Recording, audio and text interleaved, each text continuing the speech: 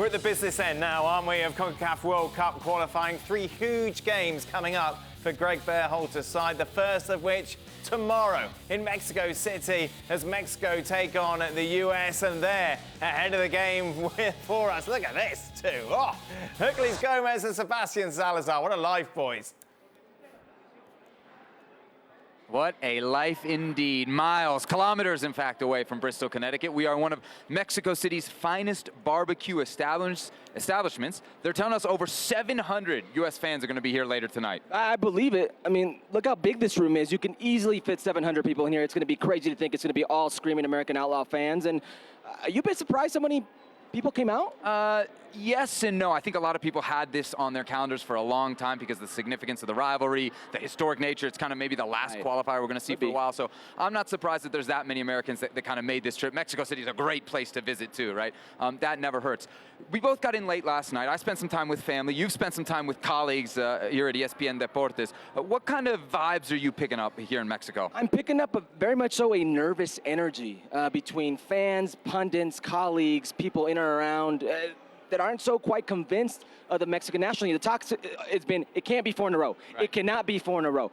The first 3 were on U.S. soil. This can't happen in Estadio Azteca. If it does happen, a 4th time, who leaves? What happens? A lot of nervous energy. Yeah, you had Mario Carrillo, the ex-assistant manager of the national team, on with you and Mauricio Pedrosa on Ahora o Nunca, and you asked him, was he nervous? He said, not for the Americans, for our own national team manager. So there's a lot of focus right now on Tata Martino. I mentioned, I've been spending some time with family. My uncle and cousin picked me up at the airport last night.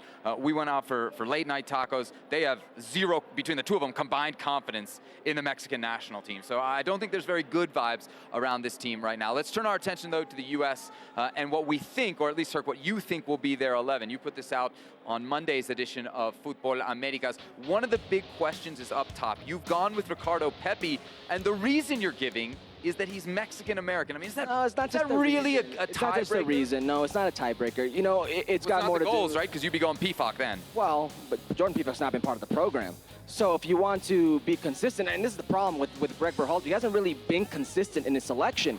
I mean, Ricardo Pepi pretty much saved his job in the first window, goes on a bit of a drought off a move that he himself said you should do. Greg Berhalter said you should go to FC Augsburg, and he's gone on a drought, and he doesn't play him anymore. So he's killing the kid's confidence. This is one of those games that if you know your player, you know who he is, where he comes from, the context behind, I think he will kill himself for. And I think if he gets a goal here, it's Ricardo Pepi back on track in the biggest of scenarios, biggest of stages. So yeah, Ricardo Pepi's a guy that I penned in at the 9. When you look at the U.S. 11, kind of where are the weaknesses for you, or if you were looking at it from a Mexico perspective, where do they want to attack the American side? Where do they want to attack the American side?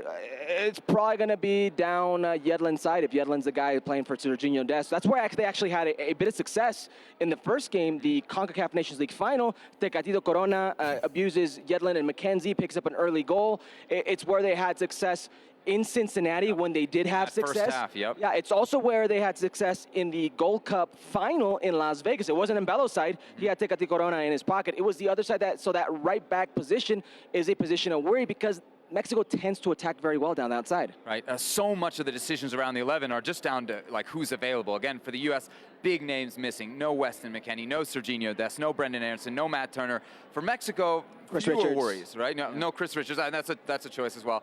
But Andrés Guardado, not available for Mexico. When we look at the two managers, who do you think is more nervous as they lay their head on their pillow tonight?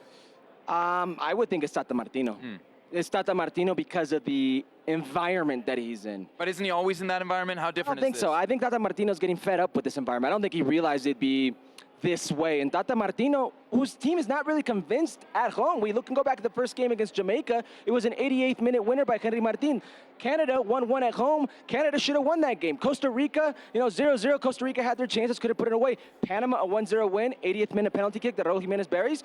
Very questionable PK, so they've not exactly convinced at home. So Tata Martino should be worried. We'll continue this debate on Fútbol Américas. I would say it's Berhalter. 1, because of the injuries. He's got to sort all of that out. Yes. And 2, because of what's left for the United States. Mexico has Honduras, El Salvador. They should win those games. If they don't win those games, they don't deserve to go to the World Cup. I hate when people say that. U.S. has a lot of work still left to do, especially if they don't pick up anything. Correct, but who's playing at home? From this game. You can't drop games at home, not in World Cup qualifying. Before we let you go, let's get a quick prediction out of you. What do you think is going to happen tomorrow night? I've been thinking about this a lot. Even though there are a lot of absences for the U.S., with the pressure, the internal pressure, the external pressure put on the Mexican national team with how they've been playing as a collective and individually as of late, I really feel with the disciplined starting 11 that's dynamic, that plays to their strength, and on set pieces, this is going to be a 1-1 game. Wow, sitting on the fence. No, it's not. Oh, there he is. It's what the last two results have been. All right, fair enough. We will leave it at that for now. We will be back at 8:30 Eastern Time live on ESPN Plus with the next edition. You didn't say yours. Fútbol Américas. I didn't say my prediction. I'm saving it for the show.